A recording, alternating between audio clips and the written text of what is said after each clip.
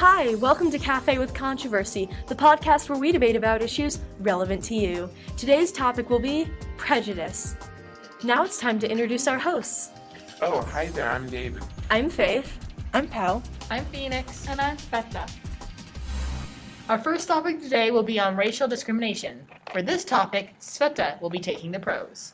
The reason why it's okay to be racist is most people are used to it by now. Everyone is a little bit racist sometimes. The jokes can be funny. There are hardly any true racists that I've seen. The issue with this, though, is that it's highly offensive to many people, and most racist jokes aren't really entertaining. Yeah, plus you really shouldn't judge someone based on the amount of skin pigmentation that they have, the shape of their eyes and all that stuff. It's just... Yeah, if you don't like something about someone, instead of pointing it out, you should find something that you do like about them. Exactly. I mean, it's okay to have your opinions, but once you start voicing hate speech, it just becomes unethical. Right. If you don't have something nice to say about someone, just don't say anything. I agree. It shows a lack of self-control on your part if you're just spouting racist comments. But we live in America, a country with free speech. Free speech is meant to protect the speech we hate. If you aren't allowed to state your opinions, to say the feelings of others, that wouldn't be constitutional. You're obviously allowed to say whatever you want, but that doesn't mean that it's okay. For sure. Being ethical is a conscience choice that everyone should make. I suppose that is a valid point. Okay, let's move on to our next topic, which is gender discrimination. Pal will be taking the pros on this one. The reason why people discriminate against women is that they traditionally do not work as much. Since the beginning of humanity, men traditionally work due to their physical strengths, while women tend to the need of their family. You could say it's almost cultural to be sexist. Yeah, but even in this case, it's an outdated perception because many women are very capable and intelligent, which is why we've recently seen more women in the workplace. I agree with David. These days it is quite common to see women working hard and having jobs as good as, if not better, than many men do. Obviously, some women are not very smart, but the same goes for men. It doesn't apply to all women. Also, people can't determine their own genders, and they shouldn't be judged by that. It's a 50-50 chance of being born a man or a woman. People should not be judged based on something they can't decide. You all make excellent points, but it doesn't really change the fact that women are going to be judged based on their gender anyway. We aren't arguing whether or not what we will say will change opinions, but rather it's moral or not. Clearly, it isn't. I would have to disagree because the prejudices are backed by facts and by history. Well, still, just because men have their reasons for judging women doesn't mean it's okay. Exactly. Our next topic is sexual orientation. David will present the pros. Okay, well, being lesbian, gay, bisexual, or transsexual is unusual and unnatural. In the case of transsexual people, it's unnatural to accept them because they're hiding their true selves. Imagine if you're dating a pretty girl and then a couple months or a year later she tells you, look, I really love and care about you, but I was born a man. It wouldn't just hurt themselves, but it would also hurt you too. I have to disagree on being gay is unnatural. Whenever there isn't a female, men have the tendency to go gay. And I'm not saying it's like that in all cases, but it means that it's not unusual or unnatural. Transsexuals are unnatural enough. They wouldn't exist if it weren't for the surgical process that are available today. Exactly. Despite the change in appearance, it won't change the way they feel inside. So you all agree with me on the transsexual arguments? Well, yes, but while what you said is true, it doesn't provide justification to hate them. Well, what if you were you and you found out that your theoretical boyfriend was a woman at birth? Well, I'll admit that I'd be really offended that she lied to me about it, and I would be upset.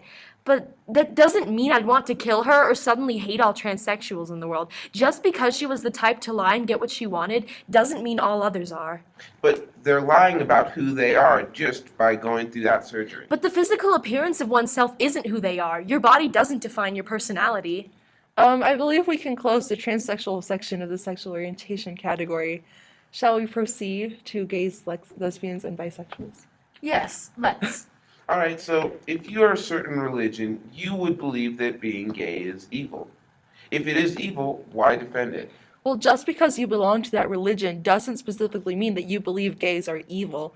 That's mostly a person-by-person basis, plus that particular ideal was formulated in a time where people were not very open to different views. Yeah, well, what if it is evil? Well, you never answered why to defend it. Just because they're gay doesn't automatically mean they're evil. Yeah, one of my best friends is gay and he's really nice. Yes, lots of gay people are nice. They can be easier to spend time with than straight people if you're female. That is true. Plus, even if it were evil, which it isn't, that doesn't mean that you should hate them. And if you perpetuate a hate cycle, that's not really any better than being gay if that being gay is evil. It's unethical to make their life hard just because they're gay. Oftentimes, the reason they are gay is because a woman or a man hurt them. Yeah, the same goes for lesbians. I mean, there is possibly some dark secret from their past where a man really hurt her, so she swore off them. Well, what about people who are bisexual? What motivation do they have? I don't know what motivation they have, but I have to respect them. And why do you respect that? Because the issue of gender doesn't matter. If they find someone with a genuine personality, they can love them no matter male or female. Well, usually, if someone is bisexual, they still prefer men or women over the other gender. I suppose, but it's still better than being completely closed to something. I have to agree with that. Yeah, if they're open to everything, I mean, surely it's respectable, so hating them is cruel. Well, yeah, I respect you guys. Our next section is going to be on religious prejudice. Faith will present the pros. Okay, firstly, religions tend to encourage people to quote unquote hate others that aren't of their beliefs. A lot of times, people of other beliefs pose an insult to the religious. Just because a belief system dedicates quote unquote hate doesn't mean that it's purely justified. You can't judge someone based on their beliefs. Right, but sometimes a difference in belief can lead to a large difference in personality, which causes a natural prejudice. This much is partly true, but it's not a good reason to discriminate. Like, I, for example, have had many friends of many different religions, and no one has let such a difference get in the way of a positive relationship. You can still respect people who have very different beliefs. Yes, it only becomes a problem when people place their beliefs as a barrier to lock other ideas out. Exactly, and even if they are a person who would lock other ideas out, that is no reason you should do the same. If you don't like the way that person is, why would you want to be exactly like them? You shouldn't, which is why prejudice based on religion shouldn't even be a factor. You don't have to adopt someone else's beliefs if you don't want to. True as that may be, it's better to dislike someone because of their hatred rather than to hate someone for no reason. All I'm arguing is that this prejudice isn't as bad as the others because there is reason behind it. Well, it's true that a quiet prejudice is better than a hate crime, but the hate is still not justified. However, this prejudice has more justification than any of the others, correct? I hate to say it, but yes. Out of all of the topics we are discussing today, religion is the only one that actually has a tangible effect on someone's personality, because a religion can shape the way you look at something, and this is something that other people can definitely sense. I think it's time to proceed to our next topic, social class discrimination. For this one, I will be taking the pros. So, what would you say that would make it okay to hate someone based on their social class? Social class prejudice follows the same logic as sexism does. Poor people don't work as hard, which is why they don't have as much money. They also don't have the same strong work ethic that rich people tend to have. Okay, that isn't always true though. Oftentimes people can be thrust into that situation or they simply can't find a job. Also, because they're rich doesn't mean they have a strong work ethic, e.g. heirs and heiresses. I think many times the problem with poor or lower class people is their lack of access to education. And I know it doesn't really seem like a huge deal in a country like the United States where you have public education available to everyone, but it still applies to some extent. Because if you're of lower class and you study really hard, you can get out of your situation. However, many times you don't have time to study because you have to work to help your parents or something like that. Right, if you're in that bad of a situation, you often have to get a job early to help pay the bills. Also, even if you do study and get good grades, you are often in a bad quality school, and when compared with other students, you wouldn't be as great in the eyes of others. Yeah, I think that's right. Many children in inner city schools and such are unfortunate enough to live in very subpar school districts where the top grades are unfortunately not enough to get into a good college or to move on and pursue more robust activities to further your... Also, the teachers in those school districts don't usually care about the education of their students, and they aren't really willing to teach or grade correctly.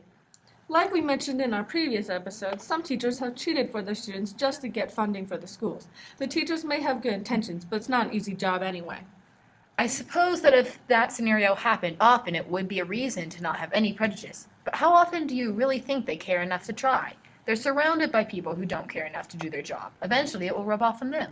The thing is, students have a natural disposition to learn or not. I mean, some are very interested in learning, while others are really just going through the motions.